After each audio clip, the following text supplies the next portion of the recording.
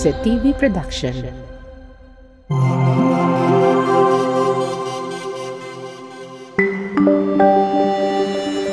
Your only island TV channel.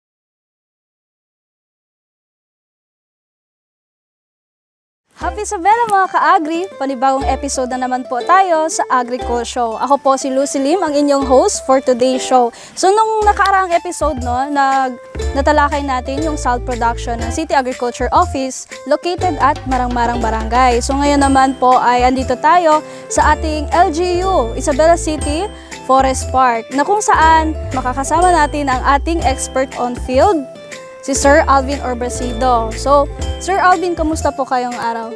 Okay lang. At the same time,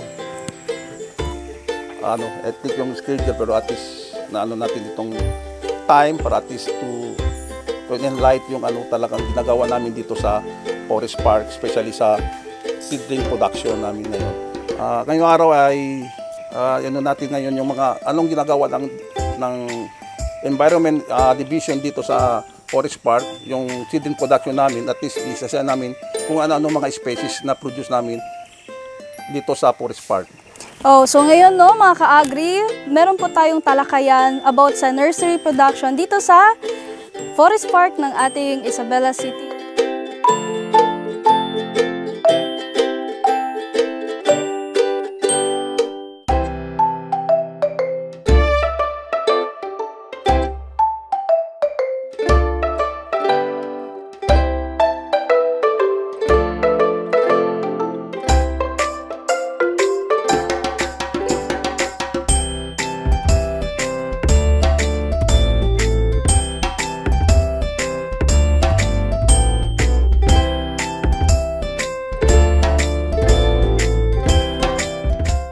First up, Sir Alvin, ano pong makikita natin ngayon dito, Sir? Parang secluded itong area na to, Sir. Ano po ba itong mga halaman natin dito or forest trees? Itong area to para sa specific na po research and educational. Kasi tanim namin dito yung may iba-ibang species like lawaan, meron tayong almond, meron tayong yakal, and nara. Itong purpose, itong mga tanim ito ngayon para sa maging mother tree siya sa future. So dito naman tayo pwede kukuha ng mga seedlings para pwede natin i-produce sa future.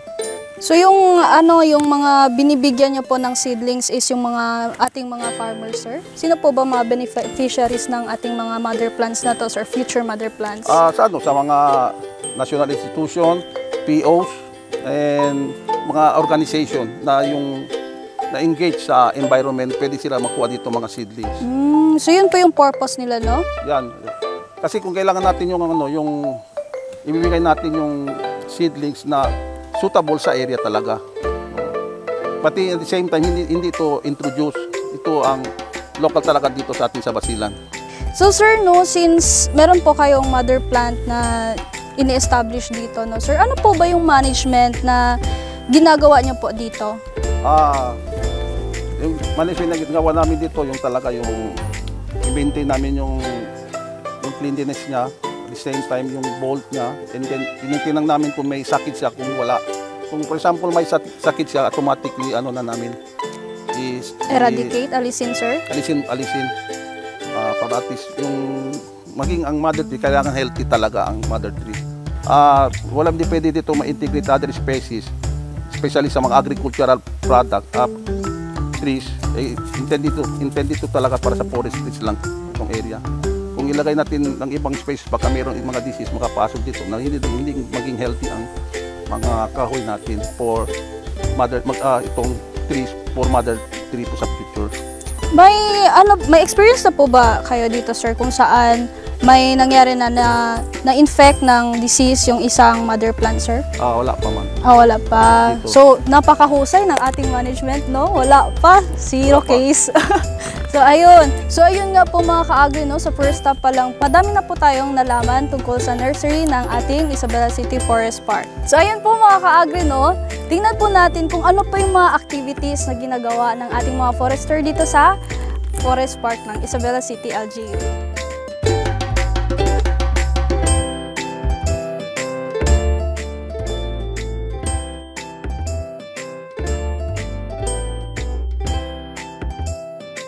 So sir, no, matanong ko kayo, if natural lang po ba itong mga may butas sa mga leaves ng ating mga trees, no? Kasi pag sa crop production, sir, sa ating mga gulay, is nag-i-indicate na to na may mga peste sa mga crops. So ito po ba ay natural lamang sa ating mga trees? Or may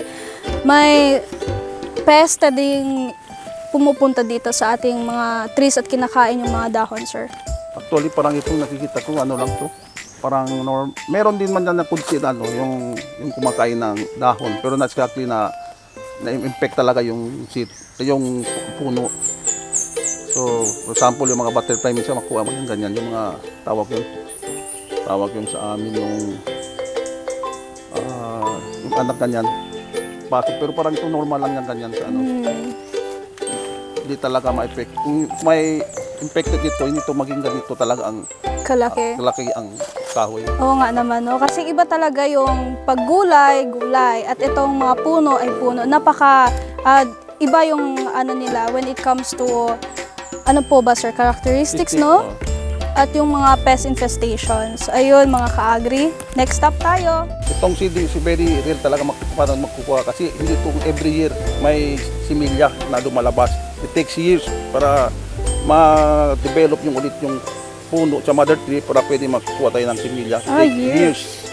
So, ano lang natin, yung time na may lumabas ng yung seedling, so na-take namin yung opportunity kaya na pwede namin na-produce.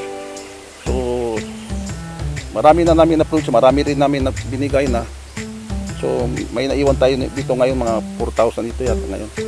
4,000 seedlings ng basilan. Basilan yakal. So ayun nga po mga ka-agri, no, napaka-importante yung mga ginagawa nila, sir, dito sa Environmental Division as under ng City Agriculture Office, no. Kasi itong mga parang ancestral na ba to, sir? Yung basilan yakal? Hindi, talaga. Can only found in basilan. Can only be found in basilan. And then mamaya, ang kasama natin ng mga forester, so pwede rin na i-explain sa inyo kung ano itong mga uses, and then uses ng mga important ng basilan yakal. So ayun, napakahalaga ng ating Environmental Division, no? Na pre-preserve nila kung ano yung mga anditong puno na matatagpuan only in the basilan. So wag po kayong alis, mga ka-agri. Aalamin pa rin natin kung ano yung mga andito at kung ano yung mga maitatalakay natin with regards to the nursery sa Forest Park ng Isabela City. Magbabalik ang Agri-Cool Show.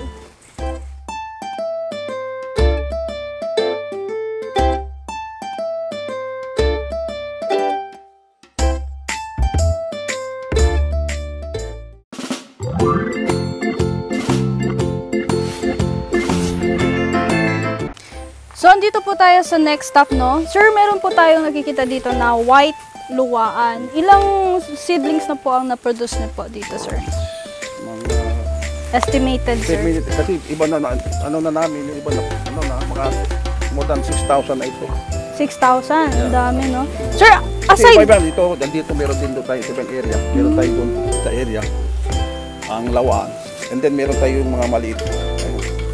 Sir, aside sa white luwaan, meron pa bang ibang color, sir? Meron tayong red lawaan. And then opportunity namin na kuha yung mga similya. So, lang namin ito lang sa white lawaan. Saan niyo po nakuha yung main seedlings? Meron naman tayo dito sa loob, yung mga mother trees. So, meron tayo sa loob, dito sa Forest Park, meron tayong mga mother trees na, kasi itong Forest Park dati, ito talaga, ang tawag nila dati dito, nursery. Ibig sabihin, dito maraming mga mother trees. pagkukuha ng similya. And then we also produce nara kasi i-discourage na namin yung yung mahogany. Mas maganda itong nara kasi hindi to introduce, while ang mahogany introduce lang dito sa Basilan. So sir, no, yung mahogany trees are invaded species wherein hindi siya pwede sa tree planting or tree growing activities. Ano po bang opinion nyo with regards to that since you are a specialist in environment, sir? Actually, ang mahogany hindi naman sabihin na meron ng specific area, hindi sila pwede magtanim. For example, sa mga watershed area, hindi sila pwede doon.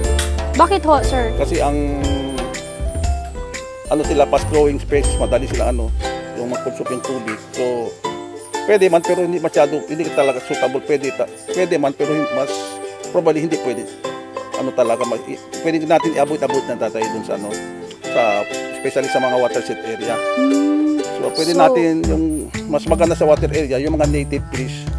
So, katulad ng yung tonara kasi hindi to introduce. Meron talaga yan dito sa area natin, sa watershed area. Meron din mga nara nakatutubo, natural.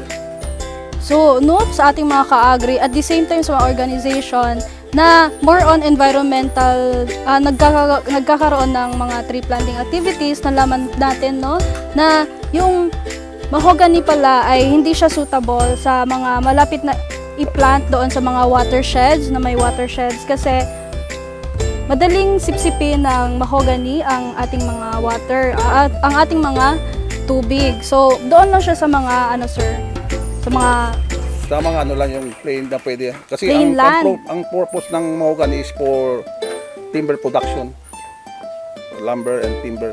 Or talaga lang yan. So, yung For example, if gusto natin sa watershed, mayroong ibang mga species na pwede natin tanim sa watershed. Kasi ang ibig sabihin ng watershed, hindi yan sa baba yung talaga yung from sa taas, sa bundok. Kung saan lang talaga ang source, bumababa. Meaning yan galing sa taas hanggang sa baba, ang ibig sabihin ng watershed. So kailangan natin preserve dito yung sa taas para ang tubig natin bumababa at least maganda yung Kung wala na talang kahoy doon sa taas, masisira din doon sa baba. Masisira din ang corals natin. Okay. Dahil sa siltation. Grabe sir, parang domino effect. Kasi domino yan. Opo. So kung masisira yung one ecosystem, another na masisira din sa baba. Okay mga ka-agri, nalaman natin kung ano yung white lawaan.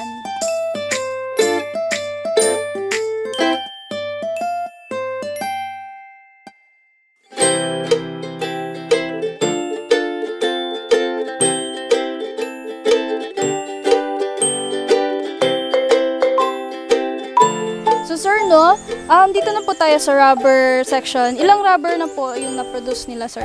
Actually, mayroon kami 2,000 na produce na rubber.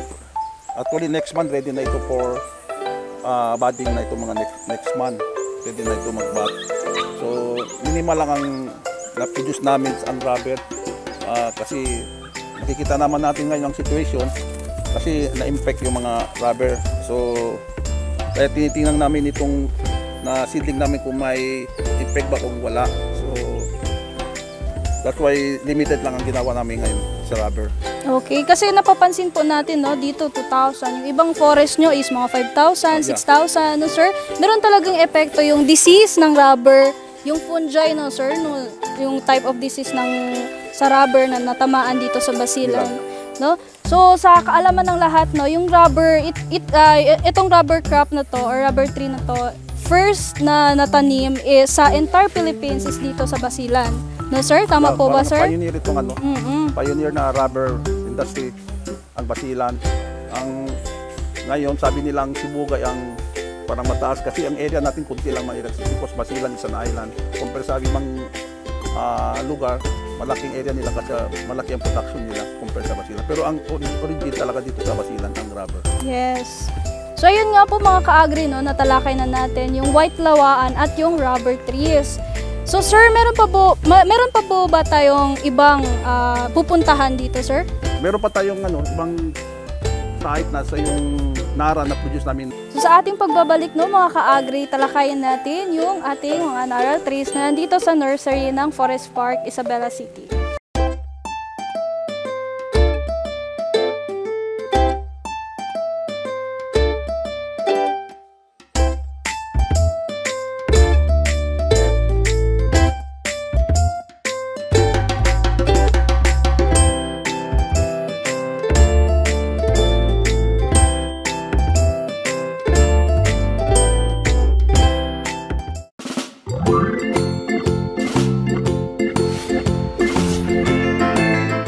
So nagbabalik po ang ating agriculture.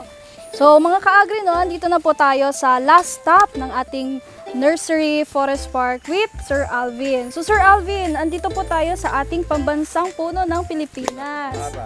Ang Nara. So Sir, bakit prickly Nara yung tawag? Kasi dalawang klaseng Nara tayo meron dito sa Philippines, yung Prickly Nara and Smooth Nara. So ang Prickly Nara yung parang kulot yung ano, yung leaves niya, yung Smooth Nara na makinis naman ang ano, yung leaves niya. So, mas maganda itong yung texture, pero texture na ito mas maganda yung texture ito compare sa Smooth Nara. Ang texture ang kahoy. Ang kahoy. O sa base pala sa leaves no sir, yung pinangalan nila yung Nara. At the same time hindi to introduce. Ito kaya nasip ko ngayon yung ano, yung production ng mahogany to Nara kasi mas maganda ito compare sa kailangan nito yung Nara kasi parang kunti na lang ang ano, ang Nara. Okay. Dito sa atin. So, sir, dito sa nursery niyo po, sir, no, ilang Nara na po ang na-produce? More than 6,000 na kami ang na-produce ngayon. And then meron tayong bago ngayon dito, about 1,000 ito. Itong ganito lang, sir, 1,000? Ito 6,000 yan, meron pa tayo dun sa kabila. Yung Nara. Parang hindi lang siya 6,000, sir, no, kasi maliit. Oh. Kasi ito 100 na ito. Ah, ganyan. O per stick yan 100. Wow. 100 seedlings. 100 seedlings. So, sir, ilang taon na po ba itong mga Nara na nandito? Oh, ito ano pala ito, mga 4 months. 4 months. 4 months pala ito. Tapos after ilang taon, sir, bago i-transplant? Ano na to? Ready na to, 4 months. At after ano to, after lang namin tingnan namin yung maturity niya, kung pwede na yung stalk niya, kung kaya niya sa sunlight. So ano na namin yung sa field, ano na namin dispose na namin to. So 4 months yung maturity. Hindi. Ito ngayon, itong status ngayon ganito siya, is already mga 4 months na ito. Yung growth niya 4 months na ito. Okay. Ready na for transplanting. Ready for planting na ito. Kung may request, mga organization, pwede namin ibigay para sa mga tree growing activities. So kasama rin to yung Nara, sir? Pwede rin ito sa mga services na binibigay namin. Pwede rin ito ibibigay. So sa opisina po ba ng City Agriculture Officer, pwede lang pong mag-request walk-in? Yeah, pwede rin. Walk-in. So ilang tree po yung naibibigay nyo, sir? Depende sa size ng tao and depende ang area kung saan talaga ang magtanim. Okay, Kasi so kung sayang, request sila ng lagay natin 500, tapos 10 lang silang tao, baka mas sayang ang similya. okay, so may tinitignan po kayong mga requirements ni sir? Requirement muna, tingnan muna namin requirement. Kasi sayang naman na ang value ng kawit ang sinira lang nila.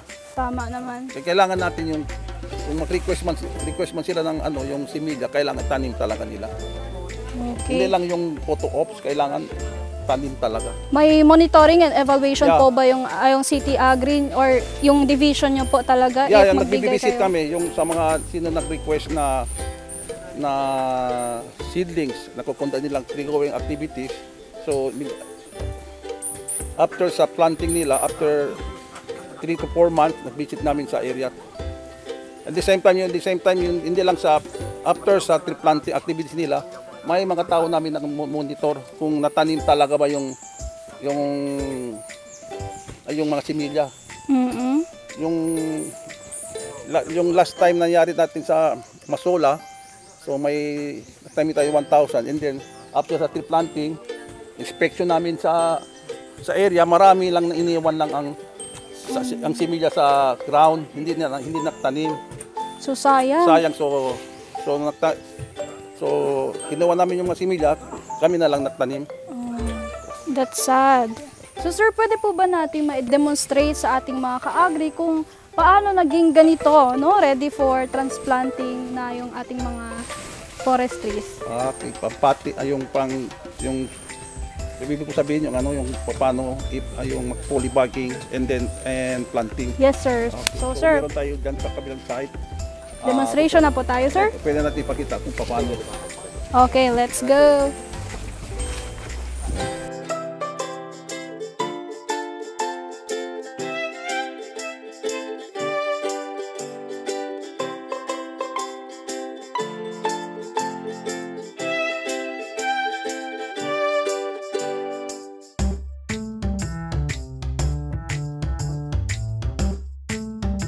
So ano po ba yung nagawa kanina, sir? Actually, yung ginawa kanina ay yung paano yung nilagay yung soil sa polybagging. And then may nakikita naman kayo, iba-ibang size ang polybag. So meron tayo dito 3.5 by 3, ito para sa 3.5 by 3.5 by 12, ito para sa coffee. Para at least yung roots niya may talagang space to ma-develop. And then ito sa mga nara, 2 by 2 by 6. And meron naman tayo dito 4 by 4 by 14 yung sa rubber. Kasi iba-ibang size, iba-ibang species.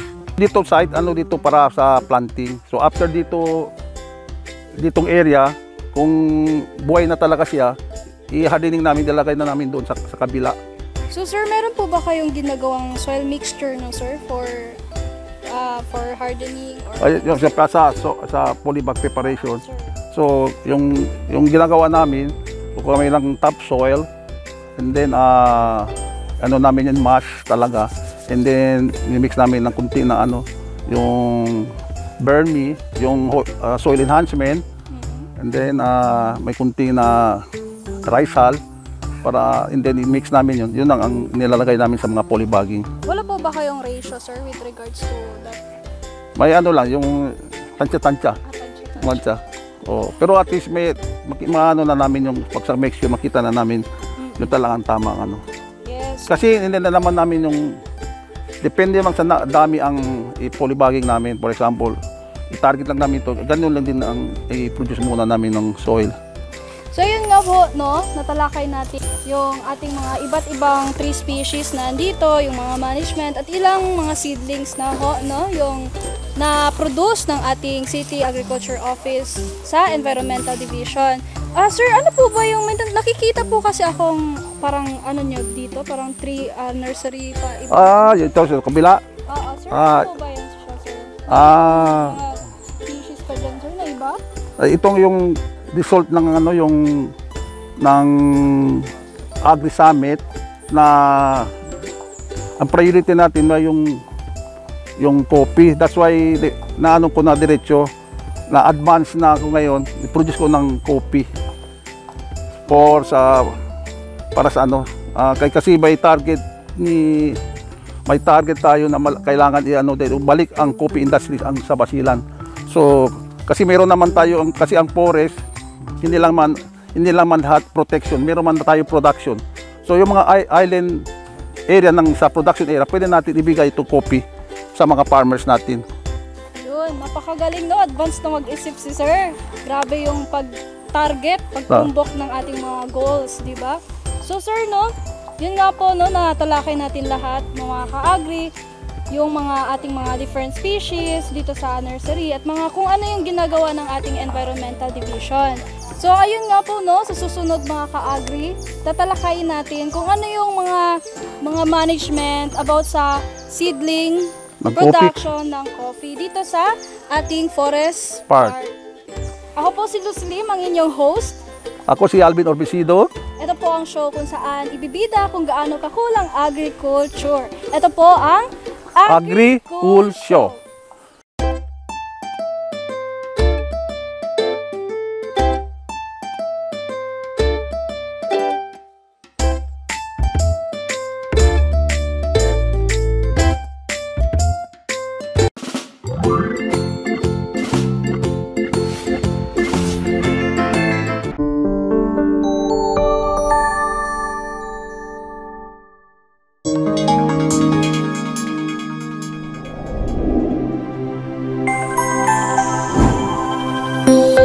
is a TV production.